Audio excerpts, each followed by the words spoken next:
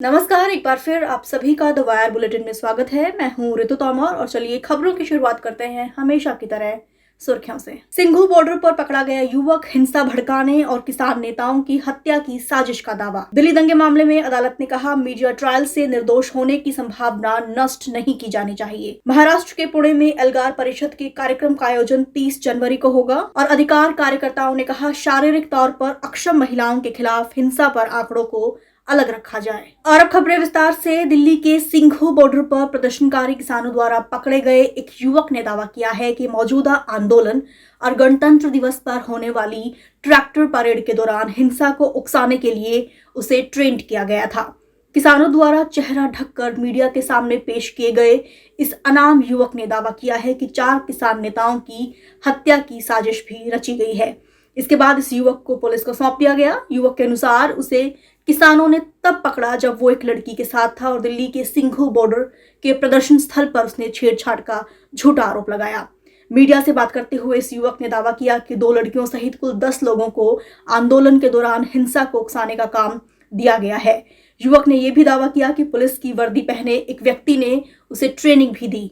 हालांकि सूत्रों का कहना है कि संबंधित पुलिस स्टेशन में युवक द्वारा ऐसे किसी भी पुलिसकर्मी की पहचान नहीं की गई है। युवक के अनुसार 10 लोगों की टीम को आंदोलन के दौरान गोलीबारी करने का काम सौंपा गया ताकि पुलिस वालों को ऐसा लगे कि गोलीबारी किसानों द्वारा की गई है। युवक ने यह भी कहा कि साल 2016 में जाट आंदोलन के दौरान हुई हिंसा में उसकी भी प्रमुख भूमिका थी। इसके बाद उसने दावा किया कि करनाल जिले में हुए लाठीचार्ज में भी वो शामिल हुआ था। अब बढ़ते हैं अगली खबर की तरफ। जेएनयू के पूर्व छात्र नेता उमर खालिद की एक याचिका पर सुनवाई करते हुए दिल्ली की एक अदालत ने कहा कि न्यायिक प्रक्रिया की शुरुआत में निर्दोष होने की धारणा को मीडिया ट्रायल से समाप्त नहीं किया जाना चाहिए। इस याचिका में उमर खालिद ने आरोप लगाया कि उत्तर पूर्वी दिल्ली में हुए दंगों में उनके खिलाफ विद्वेषपूर्ण मीडिया अभियान चलाया गया। दिल्ली में पिछले साल फरवरी में हुए दंगों के संबंध में दिल्ली पुलिस ने उमर खालिद को यूएपीए के तहत गिरफ्तार किया है। अदालत ने कहा कि उसे उम्मीद है कि जिस मामले में जांच चल रही है या फिर सुनवाई हो रही है उसमें रिपोर्टिंग करते समय मीडिया सेल्फ रेगुलेशन तकनीक का पालन करेगा। मुख्य मेट्रोपॉलिटन मजिस्ट्रेट दिनेश कुमार ने कहा कि लोकतांत्रिक समाज में प्रेस और समाचार मीडिया को चौथा स्तंभ बताया गया है, लेकिन अगर वो अपना काम सावधानी से करने में असफल रहते हैं तो पूर्वाग्रह का खतरा पैदा हो जाता है और इसी तरह का एक खतरा है मीडिया ट्रायल। खालिद की ओर से दायर याचिका में दावा किया गया कि मीडिया रिपोर्टों में उनके कथित खुलासे वाले बयान से ये बताने की कोशिश की जा रही है कि उन्होंने दंगों में अपनी संलिप्तता कबूल कर ली है या फिर ये निष्पक्ष सुनवाई के उनके अधिकार के प्रति पूर्वाग्रह है। खालिद ने आरोप लगाया था कि खजूरी खास इलाके में दंगे से जुड़े मामले में मीडिया ने जानबूझकर योजना बनाई और उनके खिलाफ पूर्वाग्रह युक्त विचार बनाने में वो लगातार सफल रहे। और अब बुलेटिन की अगली खबर। पुलिस की अनुमति के बाद अब महाराष्ट्र के पुणे में 30 जनवरी को एल्गार परिषद का कार्यक्रम होने जा रहा है। कार्यक्रम में बुकर पुरस्कार विजेता अरुंधति रॉय और पूर्व आईएएस अधिकारी कनन गोपीनाथन मुख्य वक्ता होंगे। भीमा कोरेगांव शौर्य दिवस प्रेरणा अभियान समूह द्वारा आयोजित ये कार्यक्रम शुरुआत में 31 दिसंबर 2020 को होना था, लेकिन पुलिस द्वारा अनुमति नहीं दिए जाने के बाद इसे स्थगित कर दिया गया था। इस समूह ने 22 जनवरी को फेसबुक पोस्ट कर इसकी पुष्टि की थी। कार्यक्रम का आयोजन पुणे के स्वारगेट इलाके में गणेश क्रीड़ा कला मंच में होगा। दरअसल 2017 में भीमा कोरेगांव युद्ध के 200 साल पूरे होने के मौके पर एल्गार परिषद कार्यक्रम का आयोजन 31 दिसंबर को पुणे के शनिवार वाड़ा में किया गया था।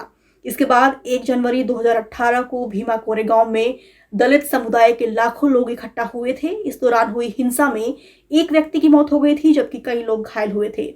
इसके बाद एनआईए ने अपनी जांच शुरू की और इसके बाद बड़ी संख्या में कार्यकर्ताओं और नागरिक समाज संगठन के सदस्यों से पूछताछ कर उन्हें यूएपीए के तहत जेल भेज दिया।